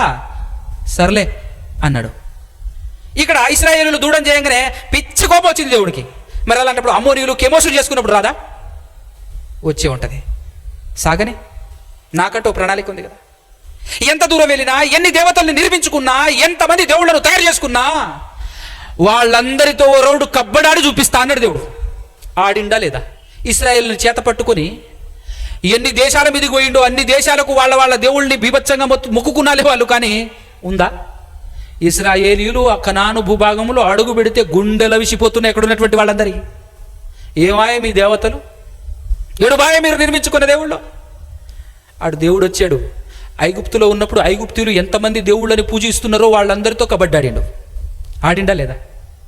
దుమ్ముదులు పొచ్చిండు బయటికి. అప్పుడు ఏమో అర్థం కావాలి వాళ్లకు? ఇశ్రాయేలీయులను నడిపిస్తున్న దేవుడిరా మన దేవుడు అని అర్థం కావాలి. కానీ అర్థమైందా? అంత జరిగినా కూడా ఫైనల్గా వాళ్ళు ఏమన్నారు? వాళ్ళ దేవుడు రా బై పవర్ఫుల్ అంటాడు. మరి నీ దేవుడు ఎవరో? బుర్రకు అది ఎక్కదు అసలు, మనిషికి అది ఎక్కదు కదా. మనకు అర్థం కావాలి. అలా ఆ కాలంలోనే అందరినీ తమ తమ మార్గముల గుండా నడవనిచ్చాడు. వెళ్ళండి, ఎంత దూరమైనా వెళ్ళండి, ఎంతమంది దేవుళ్ళనైనా నిర్మించుకోండి. కానీ ఒక కాలం వస్తుంది బిడ్డ, అప్పుడు అందరు ఏకం కావాల్సిందే అని ఇంకొక చోట ఏమని రాయించాడో తెలుసా? ఒక్కసారి అపోస్తల కార్యం 17వ అధ్యాయము 30వ వచనం చూడండి. అపోస్తల కార్యం 17వ అధ్యాయం 30వ వచనం చూడండి. ఆ అజ్ఞాన కాలములలో, ఏ అజ్ఞాన కాలములలో? క్రీస్తుకు పూర్వం. జ్ఞానకాలం అంటే క్రీస్తు శకం. ఎందుకు జ్ఞానకాలం క్రీస్తు శకం అయిందంటే క్రీస్తే జ్ఞానం గనక. జ్ఞానం భూలోకానికి వచ్చేసింది గనక, ప్రపంచాన్ని వెలిగించడానికి వచ్చిన వెలుగు అదే జ్ఞానం గనక ఆయన రాకముందు అజ్ఞానకాలం, ఆయన వచ్చిన తర్వాత జ్ఞానకాలం. అయితే ఆయన రాక మునుపు ఉన్నటువంటి ఆ జ్ఞాన కాలములలో దేవుడు చూచి చూడనట్టుగా ఉన్నాడట. దేవుడైతే చూచి చూడనట్టుగా ఉన్నాడు కనుకనే వీడు కెమోసు అనుకుంటున్నాడు. మమ్మల్ని తీసుకొచ్చి భూభాగాన్ని ఇచ్చింది కెమోసు అని చెప్పేసి అమోనీయుడు అనుకున్నాడు, మోలేకు అని మోయాబు అనుకున్నాడు, ఖాస్ అని చెప్పేసి ఎదోమీయుడు అనుకున్నాడు. వీళ్ళందరూ ఎవరు? ఒక తండ్రి పిల్లలు కాదా? ఎంతమంది దేవుళ్ళని తయారు చేసుకున్నాడు కదా. నువ్వు ఏ దేవుడిని మొక్కినా దేవుడు పట్టించుకోకుండా, దేవుడు చేసినటువంటి, మన కోణంలో ఆలోచిస్తే దేవుడు చేసినటువంటి ఒక రకమైనటువంటి తప్పే అనిపిస్తుంది మానవ మనసుతో ఆలోచిస్తే. ఎందుకు అనంటే వాడు ఏ మొలేకును నమ్ముకున్నా, ఏ కెమోసును నమ్ముకున్నా, ఏ కాసును మొక్కుతున్నా మంచి చేసే దేవుడు, వర్షాన్ని కురిపించే దేవుడు, వాళ్ళను కాపాడుతుంది ఎవరు చెప్పండి? వాళ్ళు తయారు చేసుకుందా? కాదుగా, ఆయనే. అందుకోసమే ఆ 14వ అధ్యాయం 16వ వచనంలో అపోస్తుల కార్యంలో పౌలు గారు చెప్తున్నటువంటి మంచి సంగతులు చూడండి ఒకసారి. 15 నుంచి చూడండి. అయ్యలారా, మీరెందుకు ఇలాగ చేయుచున్నారు? మేము కూడా మీలాంటి స్వభావం గలవారమే. మీరు ఈ వ్యర్థమైన వాటిని విడిచిపెట్టి ఆకాశానికి, భూమిని, సముద్రమును, వాటిలో ఉన్న సమస్తమును పుట్టించిన జీవము గల దేవుని వైపుకు మిమ్మల్ని తిప్పటానికి మేము ప్రయాసపడుతున్నాం, సువార్తను ప్రకటిస్తున్నాం అని చెప్తున్నారు పౌలు గారు. ఆయన గత కాలములో సమస్త జనములను తమ తమ మార్గంలో ఎందుకు నడవనిచ్చాడు. అయినా కూడా ఆయన ఆకాశము నుండి మీకు వర్షమును, ఫలవంతములైన ఋతువులను దయచేయుచు, ఆహారమును అనుగ్రహిస్తూ, ఉల్లాసముతో మీ హృదయాలను నింపుచు, మేలు చేయుట చేత తనను గూర్చి సాక్ష్యము లేకుండా ఏమి చేయలే. ఆయన ఉన్నాడు అనంటే ఆయన ఉన్నాడు కాబట్టే వర్షం వచ్చింది, ఋతువులు వచ్చాయి, ఫలవంతములైన ఋతువులు వచ్చాయి, నీ కడుపు నిండింది బిడ్డ. ఆ విషయం ఎవడికి అర్థమవుతుంది? ఈరోజు మనిషి ఎంత అజ్ఞానంలో కూరుకుపోయాడు అంటే, వర్షం ఎందుకు వచ్చింది తెలుసా? మా గుళ్ళోకి వెళ్ళి మొక్కుకున్నాం, అందుకోసం వర్షం వచ్చింది. వర్షం ఎందుకు వచ్చింది? వర్షం వర్షాకాలం కాబట్టి వచ్చింది. లేదు లేదు లేదు లేదు, మా దేవుని మొక్కుకుంటే వచ్చింది. అసలు వర్షం ఇచ్చేటోడు ఎవరు? అంత జ్ఞానం ఉంటే కదా. అట్ట ఫిక్స్ అయిపోయాడు మనిషి. కానీ ఈ సందర్భంలో కరెక్ట్గా గుర్తుపెట్టుకోవాలి. మనం నేర్చుకోవాల్సినటువంటి పాయింట్ ఏంటంటే ప్రియులారా, ప్రపంచంలో ఉన్నటువంటి ఏ దేశానికైనా మేలు చేసింది దేవుడే. నువ్వు బండను మొక్కు, చెట్టును మొక్కు, పుట్టను మొక్కు, దేనైనా మొక్కు, ఎమరిసైనా మొక్కు, వాడెవడు ఏం చేయలేడు. అది నీ రెస్పెక్ట్, నువ్వు ఇచ్చేటటువంటి వాటికి గౌరవిస్తున్నావు తప్ప ప్రపంచాన్ని నడిపిస్తున్నది, పోషిస్తున్నది దేవుడే అన్న సంగతి మనకు అర్థం కావాలి. ఆఖరికి మన భారతదేశంలో బానిసత్వం పేటరేగిపోతున్నప్పుడు అంబేద్కర్ని పుట్టించింది ఎవరు? అంబేద్కర్ ద్వారా స్వతంత్రాన్ని ఇచ్చింది ఎవరు? గాంధీజీల ద్వారా, ఆ సమరయోధుల ద్వారా ఆ మనుషులను పుట్టించింది ఎవరు? దేవుడు. ఆ తర్వాత చక్కటి చట్టాన్ని ఇచ్చింది ఎవరు? చట్టం ఒక దేశంలో ప్రవేశపెట్టబడుతుంది అని అంటే ఆటోమేటిక్గా మన మైండ్కి అర్థం కావాల్సిన పాయింట్ ఏంటో తెలుసా? ఇది చేసింది దేవుడే. ఎందుకంటే ఆయన ఉన్నాడు అంటే గమ్మునుంటాడు, జాగ్రత్తలు ఇస్తాడు, చట్టం ఇస్తాడు, రూల్స్ అండ్ రెగ్యులేషన్స్ పక్కా ఇస్తాడు. మన భారతదేశానికి ఆ చట్టాన్ని ఇచ్చింది ఎవరో తెలుసా? దేవుడే. ఎవరి ద్వారా? అంబేద్కర్ ద్వారా. అందరూ మనుషులే. ఏ దేశంలో ఉన్నా, ఏ ప్రాంతంలో ఉన్నా, బాధల్లో, ఇబ్బందుల్లో ఇరుక్కుపోయినప్పుడు, మరి ముఖ్యంగా మనుషుల ద్వారా మనుషులు ప్రమాదంలో పడ్డప్పుడు వాళ్లను కాపాడటానికి దేవుడు ఆయా కాలంలో ఒక్కొక్కరిని పుట్టించి మనుషుల ద్వారానే మనుషుల సమస్యను పరిష్కరిస్తాడు తప్ప దేవుడు రాడు వస్తే భూమి ఉండదు. దేవుడు దిగి వచ్చే అంత గొప్ప సమస్యల్లో నువ్వు పడలేవు. ఏమనుకుంటున్నావు నువ్వు దేవుడు అంటే? ఆఫ్టర్ ఆల్ నీ పాపపు సమస్యకు, లేదంటే ఇతరత్ర సమస్యలకు దేవుణ్ణే దించేంత దమ్మున్న అలాంటి పాపం చేస్తావా, లేదంటే అలాంటి పని చేస్తావా నువ్వు? ఒక ఆఫ్టర్ ఆల్ మనిషివి. కన్ను చూపు సైగలతో ఆయన నీ సమస్యల్ని తీర్చగలిగే దమ్మున్న సమర్థవంతుడైనటువంటి, సర్వోన్నతుడైనటువంటి, సర్వశక్తిమంతుడైనటువంటి దేవుడు. అందుకోసమే అలా ఆయా దేశాలను స్వతంత్రపు వైపు నడిపించింది ఎవరో కాదు, దేవుడే. మనుషులను పుట్టించేది దేవుడే. ఆ మనుషులను ఎన్ని ఇబ్బందుల్లోనైనా, బాధల్లోనైనా బలపరుస్తూ, స్థిరపరుస్తూ, ఆగకు, నువ్వు కారణ జన్ముడువు, నిన్ను పలానా కార్యానికి పుట్టించాను, నువ్వు నమ్మినా నమ్మకపోయినా. ఇప్పుడు చాలా మంది మాట్లాడతారు, ఏమండి మీరు అంబేద్కర్ గురించి మాట్లాడుతున్నారు, అంబేద్కర్ ఏమైనా క్రైస్తవుడా అని చెప్పొచ్చు మీరు.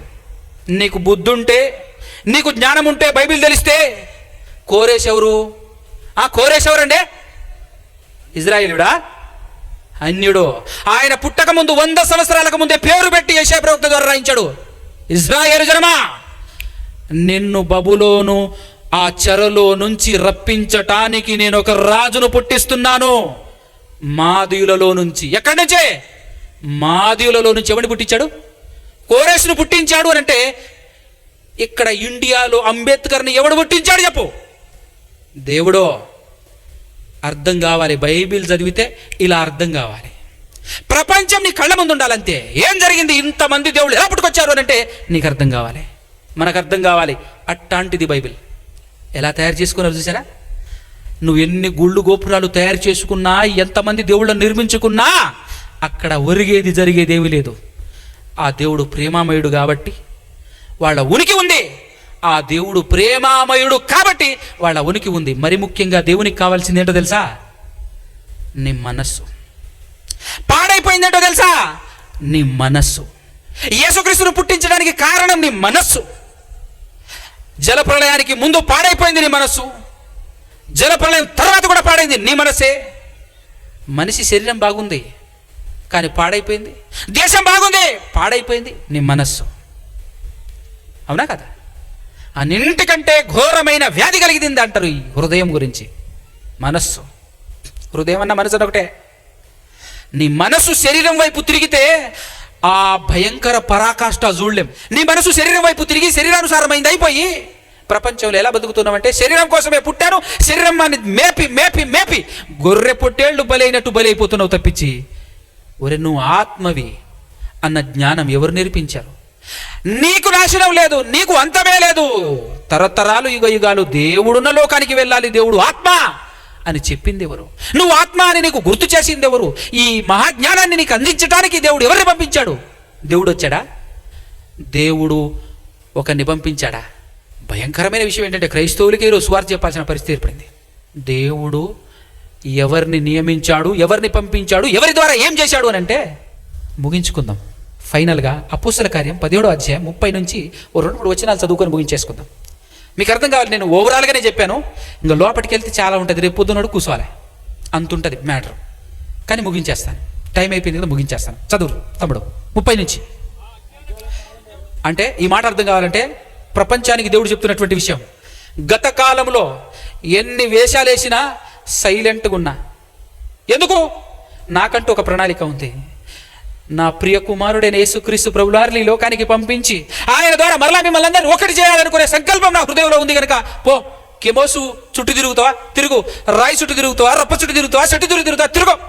కానీ ఒక కాలం ఉంది బిడ్డ, అప్పుడు తిరిగి రావాలి. నువ్వు సువార్త అనే మహాజ్ఞానము చేత నువ్వు తిరగాలి అని చెప్పడానికి ఇక్కడ రాయించాడు. చక్కటి మాటలు రాయించాడు. ప్రపంచానికి చెప్తున్న విషయాలు ఇవి చూడండి.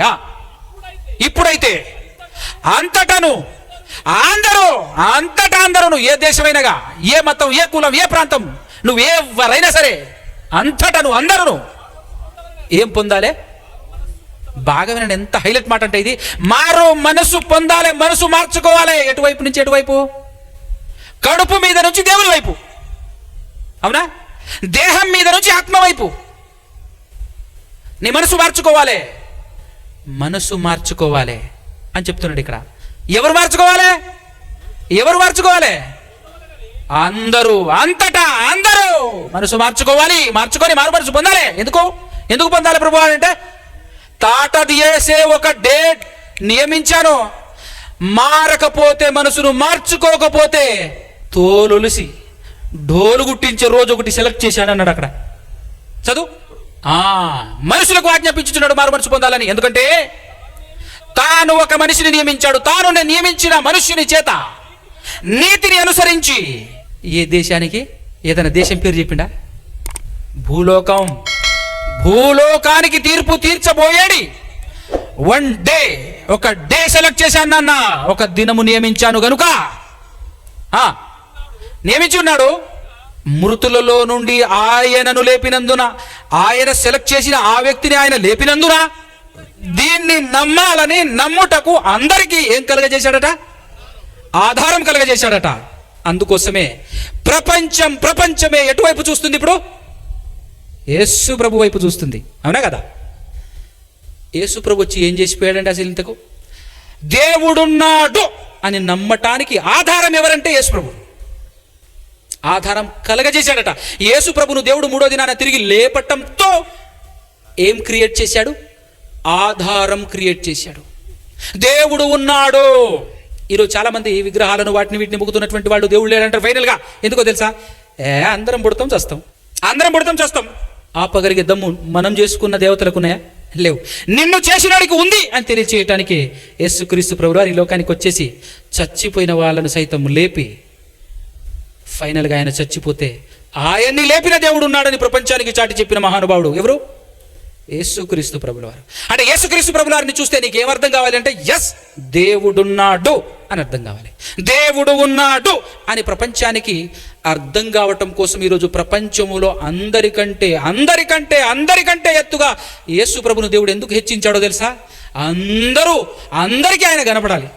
అందరికీ ఆయన కనబడాలి, అందరూ ఆయన దగ్గరికి రావాలి, ఆయన ద్వారా తండ్రి అయిన దేవుని యొద్దకు చేరాలి. ఒకప్పుడు వదిలేశాడు, క్రీస్తు ద్వారా మరలా రాబడుతున్నాడు, ఏకం చేస్తున్నాడు. ఒకప్పుడు విడగొట్టాడు, బాబేలు దగ్గర చెదరగొట్టాడు, యేసుక్రీస్తు దగ్గర ఏకం చేస్తున్నాడు. కానీ ఆ మధ్యలో మనోడు చాలామంది దేవుళ్ళని తయారు చేసుకున్నారండి, చాలామంది దేవుళ్ళని తయారు చేసుకున్నారు. అయితే ఫైనల్గా ఒక్క మాట చూపించను, చెప్పి ముగించేస్తా. ఏంటి అని అంటే, మనమందరము మనల్ని ఆకర్షించే వ్యక్తులు ఎవరు అని అంటే బాగా డబ్బున్నోడు కదా, లగ్జరీగా బ్రతుకుతున్నటువంటి వాడు, ధనవంతుడు, బాగా బలిసినటువంటి వాడు. అలాంటి వాళ్ళని చూసి మనం ఏం చేస్తాం తెలుసా? ఆయనలా బ్రతకాలి, ఈయనలా బ్రతకాలి, ఆయనలా బ్రతకాలి, ఆయనలా బ్రతకాలి అని చూస్తుంటాం. ఇంత విచిత్రం ఏంటంటే, కోట్లకు సంపాదించినా, ఎంత సంపాదించినా, ఈ లోకంలో ప్రపంచంలో ఎంత కుబేరులు ఉన్నా, ఎన్ని కోట్లకు పడిగెత్తినా కూడా వాళ్ళందరూ ఎవరి వైపు చూస్తున్నారు తెలుసా? ఒక పేదవాడి వైపు చూస్తున్నారు. ఎవరి వైపు? ఎవరా పేదవాడు? యేసుక్రీస్తు అండి, అవునా కదా? యేసుక్రీస్తు ధనవంతుడా పేదోడా? ఆ పేదవాడి వైపు ఇప్పుడు ఎంతమంది చూస్తున్నారు? ప్రపంచంలో ఉన్న వాళ్ళందరూ కూడా ఎటువైపు చూస్తున్నారు? ఆయన వైపు చూస్తుంటే ఈరోజు పాస్టర్లు ఎటువైపు చూస్తున్నారు? ఈరోజు మనుషులు ఎటువైపు చూస్తున్నారు? వీళ్ళ వైపు చూస్తున్నారు. వింత కాదు? మనం అందరం, ప్రపంచంలో ఉన్న వాళ్ళందరూ ఆయనే రోల్ మోడల్, ఆయనలా బ్రతకాలి రా అని అందరూ అడు చూస్తున్నారు. కానీ మనం ఏం చేస్తాం? ఈడిలా బ్రతకాలరా, ఆహా వాడి కారు చూడు, వాడి ఇల్లు చూడు అంటాడు. బుద్ధి లేని కార్యక్రమం కాదు ఇది. మన మనసు ఎంత చండాలమైందో అర్థం కావాలి మనకు. ప్రమాదకరమైంది మన మనసు, పాడైపోయింది మన మనసు. అందుకోసమే దేవుడు యేసుప్రభువుని పంపించాడు ప్రపంచాన్ని ఏకం చేయటానికి, ఒక్కటి చేయటానికి. కాబట్టి మీరందరూ నేర్చుకోవాల్సినటువంటి విషయం, మిమ్మల్ని మోసం చేస్తుంది ఎవ్వడు కూడా కాదు మీ మనసు. మిమ్మల్ని ఇబ్బంది పెడుతుంది మీ మనసు. మీ మనసులో నువ్వు ఒకటి కావాలని కోరుకున్నావు అనుకో, ఆ రోజు నీ నిద్ర ఉండదు. నీ నిద్రను పోగొట్టింది ఎవరు అంటే నీ మనసు అటు తిరిగింది. అదే యేసు ప్రభు వైపు మాత్రమే చూసావనుకో, బతికితే అలా బతకాలే, ఒరిజినల్ బతకది. ఆయన బ్రతుకు చూపించిపోయినటువంటి విషయం, ఇచ్చినటువంటి మెసేజ్ ఏంటి అంటే, మనిషి అన్నవాడు బ్రతకాల్సిన పద్ధతిది. మనం ఇందుకోసమే పుట్టాము, ఇందుకోసమే బ్రతకాలి అని ఏకైక దేవుణ్ణి ఆరాధిస్తూ, ప్రార్థిస్తూ, దేవుని మీద ఆనుకొని బ్రతికి చనిపోయినటువంటి వ్యక్తి. అలా బ్రతికి చచ్చిపోతేనే మూడో దినాన తిరిగి లేపుతాడు నాయనా. నువ్వు నేను కూడా అలా బ్రతికితే తప్ప మనల్ని తిరిగి లేపడు. మన టార్గెట్ యేసుక్రీస్తు బ్రతికినట్టు బ్రతకాలి. అందుకోసమే ప్రపంచం మొత్తం అడు చూస్తుంటే మనం ఎవరి వైపో చూస్తుంటాం. వింత కదా? ఫైనల్ ఒక్క మాట, మొదటి కొరింథీ పత్రిక 6:14 అనుకుంటాను, చదువుకొని ముగించుకుందాం, ప్రార్థన చేసేస్తాయి. దేవుడు ఎవరిని లేపాడట? ప్రభువును లేపెను, మనలను కూడా తన శక్తి వలన లేపుతాడా? మనల్ని కూడా లేపుతాడా? ఏమిటి చెప్పండి, మనల్ని కూడా లేపుతాడా? ఏం చేసినవని నిన్ను లేపనికే? ఏం చేసినవని నిన్ను లేపుతాడు? మా పక్కింటోడికి జాబ్ వచ్చింది, నాకు కూడా వస్తుంది అంటే వస్తుందా అంటే? వాడేం చేసిండు, నువ్వేం చేసినావు? వాడేం చదివిండు, నువ్వేం చదివినావు? చూసుకోవద్దు, టాలీ చేసుకోవద్దు. మా ఊరిలో ఒకడు కలెక్టర్ అయింది పోయి, నేను కూడా అయితే అన్నావు అనుకో, చుట్టుపక్కల వాళ్ళు నవ్వరు, వరే నువ్వు ఇంటర్ ఫెయిల్ రా, అంతేనా కదా? ఇక్కడ ఏమని రాయబడి ఉంది? దేవుడు ప్రభువును లేపాడు, నన్ను కూడా లేపుతాడంటే నువ్వు ఎట్టుండాలి? ఆ ప్రభు ఉన్నట్టు ఉండాలి. కానీ ఈరోజు మనకు బోధ ఎట్ట మార్చేశారు తెలుసా? ప్రభులా బ్రతకడానికి ప్రయత్నం చేయకండి, ఆయన దేవుడు, ఆయనలా మనం ఎలా బతుకగలుగుతాం? అయిపోయి సంఘాన్ని మొత్తం కుప్పగూల్చాడిని, అవునా కదా? ఆయనలా మనం ఎలా బతుకుతాం? ఆయన దేవుడు, దేవుళ్ళ బతుకుతాం మనం అనేసరికి కుప్పగూలిపోయా. సారు పూజించుకుంటూ పూజ చేసుకొని ఇంటికి వెళ్ళిపోతే సరిపోద్దిగా. యేసు ప్రభును పూజించొద్దు, అనుసరించాలి. దేవుణ్ణి పూజించాలి, యేసును అనుసరించాలి అన్న బుద్ధి ఈరోజు క్రైస్తవ్యానికి లేకపోయా. క్రైస్తవ్యం అనేది మార్గం, యేసు ప్రభు మార్గం. మార్గంలో కూర్చోకూడదు, ప్రయాణం చేయాలా. గమ్యం అక్కడ కూర్చోవాలి, విశ్రాంతి ఎక్కడ? తండ్రి దగ్గర. అందుకోసమే అన్నాడు, నేనే మార్గం, నా ద్వారా తప్ప ఎవడు కూడా గమ్యాన్ని చేరలేరు, అంటే తండ్రిని చేరలేరు. ఇప్పుడు నువ్వు యేసుక్రీస్తుని ఏం చేయాలి? పూజించాలా, వెంబడించాలా? క్రైస్తవ్యం ఎక్కడ జీరో అయిపోయింది, క్రైస్తవ్యం ఎక్కడ పడిపోయిందో తెలుసా? అనుసరించాల్సిన ఆయన్ని దేవుణ్ణి చేసేసి పూజ చేయమని స్టార్ట్ చేశారు. ఇంక ఎందుకు అనుసరిస్తాడు? పెద్ద పెద్ద బోధకులు కూడా ఏం మాట్లాడతారు? ఆయనలా మనం ఏడ బతుకుతామండి, మనం ఏడ బతుకుతామండి ఆయన్ని అనుసరించటం. ఏదో దేవునికి తెలివిలేక రాయించాడు, ఆయన్ని అనుసరించండి, ఆయన అడుగుజాడల్లో వేయండి అడుగులు అని చెప్పేసి దేవునికి ఏదో తెలియక రాయించండి. కానీ మనం ఆయన అడుగుజాడల్లో అడుగులు వేస్తామండి. పేతురు గారు ఏదో రాసేసాడు అట్లా, కానీ ఏమన్నా ఉందా లేదా? క్రీస్తు మన కొరకు బాధపడి తన అడుగుజాడలు ఎందు నడుచున్నట్లు మనకు మాదిరి ఉంచిపోయాడు. ఎన్ని ఉట్టి మాటలే పట్టు పక్క పెట్టో, మనం పూజ చేయాలి, ఇంటికి వెళ్ళిపోవాలి, అంతే. అనుసరించొద్దు, అడుగులు అడుగు, ఇంకేమనుందా? ఎట్లా తయారు చేశారు చూసారా? ఈరోజు క్రైస్తవం పడిపోవడానికి ప్రధాన కారణం అదే. గుళ్ళు గోపురాలకు వెళ్ళి మొక్కొస్తారు తప్ప అక్కడ ఆ దేవుడు ఏమైనా చెప్తాడా? ఇట్లా నడువు, అట్లా నడువు, ఇట్లా బతుకు, అట్లా బతుకు ఉంటుందా? ఈరోజు అయితే ఇట్లానే అయిపోయింది. క్రైస్తవం కూడా ఎట్లా అయిపోయింది? వచ్చావా, విన్నావా, ఏమైనా కానుకలు సమర్పించుకున్నావా, ప్రార్థన చేయించుకున్నావా, మళ్ళీ యథావిధి జీవితం, మళ్ళీ ఇంటికి వెళ్ళు. మళ్ళీ ఏం బతుకుతున్నావు అట్లనే బతుకు. దేనికోసం ఏం పడిస్తున్నావు దానికోసం ఏం పడించు. ఏడిపోతున్నావు అడేపో.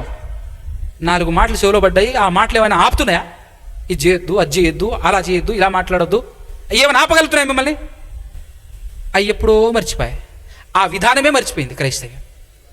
ఇక్కడ విన్నావు అంటే ఈ మాటలు గుచ్చుకోవాలి, ఈ మాటలు నిన్ను తట్టి లేపాలి. కానీ ఆ స్థితి ఉందా క్రైస్తవ్యంలో? ప్రతి క్షణం ప్రతి నిమిషం గుర్తుకు రావాలి నీకు యేసు. ఆయన ఎలా బ్రతికాడో అలా బ్రతికితేనే తప్ప మనకు దేవుడు తిరిగి లేపడు, పరలోకం రాదు. ఆయనలా బ్రతకాలి, అందుకోసం మనకు ఆయనకు మాదిరి ఉంచాడు అన్న సంగతి క్రైస్తవ్యం మర్చిపోయింది. అందుకోసమే ఈ సభలు, ప్రపంచం, మనుషులు దేవుళ్ళను ఎందుకు తయారు చేసుకున్నారో అర్థమైందా? ఈరోజు ఈ విషయం తెలుసుకున్న తర్వాత ప్రపంచానికి నువ్వు ఒక మాదిరి అవ్వాలి, నువ్వే తీసుకెళ్ళాలి. నిజమైన దేవుణ్ణి భుజాన వేసుకొని వెళ్ళి ప్రపంచానికి పరిచయం చేయాల్సిన స్థాయి నీది. కానీ నువ్వేడున్నావు? వాళ్ళ దేవుడు బ్రదర్, ఈయన మన దేవుడు అనే స్థాయిలో లేవు. అరే నీ దేవుడు నా దేవుడు కాదు, మనందరి దేవుడు అక్కడే. బోర్డు మీద ఏముంది? వాళ్ళు మనుషులు కాదా, లేకపోతే మన మనుషులు కాదా? మనం ఏమంటుంటే తెలుసా? అది వాళ్ళ దేవుడు బ్రదర్, మన దేవుడు వేరు, వాళ్ళ దేవుడు వేరు. ఆ మాటే ఒక క్రైస్తవుని నోట రాకూడదు. నువ్వే చెప్పాలి, తీసుకెళ్ళచ్చు. మనందరి దేవుడు అక్కడే. మీరు ఎట్లా తప్పిపోయారో తెలుసా? ఈ స్టోరీ అంతా చెప్పాలి, ఈ వాస్తవం అంతా చెప్పగలగాలి. ఇదంతా నేర్చుకోవాలి. మనమందరం ఒకప్పుడు తప్పిపోయినప్పుడు దేవుడు చూసి చూడనట్టుగా అది అజ్ఞాన కాలము. కానీ ఇప్పుడు చెప్తున్నాడు, అందరిని రమ్మంటున్నాడు, అందరిని పిలుస్తున్నాడు, రండి అందరూ నిజమైన దేవుడి దగ్గరికి రండి. నిన్ను సృష్టించిన దేవుడు నీతో మాట్లాడతాడు, రూల్స్ అండ్ రెగ్యులేషన్స్ ఇస్తాడు. మనం సృష్టించిన దేవుడు మన కొరకు ఏమీ చేయడు, మాట్లాడు, ఇలా ఉండు అలా ఉండు అని అంటాడా? అందుకోసమే మనకు బుద్ధి చెప్పే తండ్రులన్నా మనకి ఇష్టం ఉండదు. నేను చాలా చోట్ల చూసింది ఏంటంటేనండి, బ్రతికి ఉన్నప్పుడు తండ్రికి ఏ ముద్ద పెట్టడు, ఏ సహాయం చేయడు. చచ్చిపోయిన తర్వాత ఫోటోకు దండం పెడతారు చూడు, అబ్బా. కొన్ని చోట్ల అయితే గుళ్ళే కడతాడు. ఎందుకంటే ఇప్పుడు ఏమనగా, ఇప్పుడు ఏమండు. బతికున్నప్పుడు అయితే ఒరే ఇట్లనే చేస్తావా, నువ్వు ఇట్లనే మాట్లాడతావా, అది చేస్తావా, ఇది చేస్తావా అంటాడు. చికాగు ఈడు ఎప్పుడు చస్తారా ఈడు అనుకునే రకం అన్నమా తల్లిదండ్రులే. ఎందుకు? వాళ్ళు ఊకే మాట్లాడుతున్నారు, వాళ్ళ చాకరీ చేయము, వాళ్ళు చెప్పినటువంటి మాట వినము. కానీ చచ్చిపోయిన తర్వాత మనం ఒలకపోసే ప్రేమ ఉంటుంది చూడు, భయంకరం అసలు. అందుకోసమే మనం ఎందుకు తయారు చేసుకుంటున్నాం, దేవుళ్ళని ఎందుకు తయారు చేసుకుంటున్నాం అంటే, మనం తయారు చేసుకునే దేవుడు అంటే గమ్మున ఉంటాడు, మనం చెప్పినట్టే ఉంటాడు. మనల్ని తయారు చేసిన దేవుడు గమ్మున ఉన్నాడు. రోయ్ చెప్తాడు రూల్స్, ఇలా బతుకు, అలా బతుకు, అది చేయకు, ఇది చేయకంటాడు. కాబట్టి అక్కడొద్దు, అక్కడొద్దు. ఎక్కడికి మనమే చేసుకుందాం పదా. మనం నిర్మించుకుంటే దేవుడిని మొక్కుతున్నట్టు ఉంటుంది. ఆ దేవుడు మనకు ఏ ఇబ్బంది పెట్టుకుంటుంటాడు. మనం ఎన్ని విచారాలు, ఎన్ని దండుగలు, ఏ రకమైన భయంకర పాపాలు చేసినా కూడా గమ్మున ఒక్క మాట కూడా మాట్లాడు, సైలెంట్గా ఉంటాడు. మనం చేసిందే పూజ, మనం చేసిందే అర్చన, మనం చేసిందే నమస్కారం, అంతే. మనం ఏం పెడితే తింటాడు. నూరే పోయి, మంచినీళ్ళు పోయి, కుంకుమ పోయి, ఏం మన పోయి ఆడే ఉంటాడు, అంతే. అదే మనల్ని నిర్మించినాడు గమ్మున ఉంటాడా? మనల్ని నిర్మించినాడు గమ్మున ఉంటాడా? నేను బాగు చేయాలని చూస్తాడు. ఇదే డిఫరెన్స్. మానవ మనసు భయంకరమైంది కనుకనే మనుషులు దేవుణ్ణి ఎందుకు వదిలిపెడుతున్నారు, దేవుణ్ణి వదిలేసి ఎక్కడికో ఎందుకు వెళ్తున్నారో మీకు అర్థం కావాలి. జనరల్గా అయితే ఈ పాఠం ఇంకా కంప్లీట్ అవ్వలేదు. దేవుడు మనకు అవకాశం వస్తే ఇంకెప్పుడైనా వచ్చినప్పుడు దీన్ని ఇంకా కంప్లీట్ చేసే ప్రయత్నం చేద్దాం. ఇప్పటివరకైతే చాలు.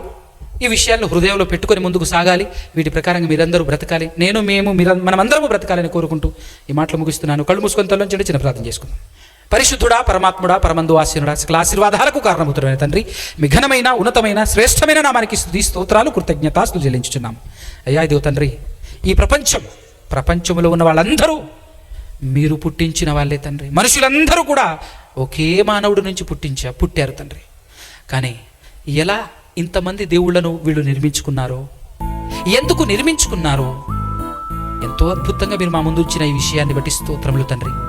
ఈరోజు మరలా మీ ప్రియకుమారుడైన యేసుక్రీస్తు ద్వారా ప్రపంచాన్ని ఏకం చేసేటటువంటి అద్భుతమైన కార్యక్రమం మీరు చేపట్టారు తండ్రి. అందులో మేమున్నందుకు నిజంగా ఎంత ఆనందపడుతున్నాం తండ్రి, ఎంత అదృష్టవంతులం, ఎంత ధన్యులం తండ్రి. మీరు మా భుజాన వేసిన బాధ్యత, మా తోటి సహోదరులు మీ పిల్లలే, వారిని మీ చెంతకు చేర్చే బాధ్యతను మాకే ఇచ్చారు, మా భుజాన పెట్టారు కనుక తండ్రి, మాటలు మాత్రమే చెప్పటం కాదు తండ్రి, బ్రతికి మరీ చూపించే ప్రయత్నం చేసే భాగ్యం మాకు అనుగ్రహించండి.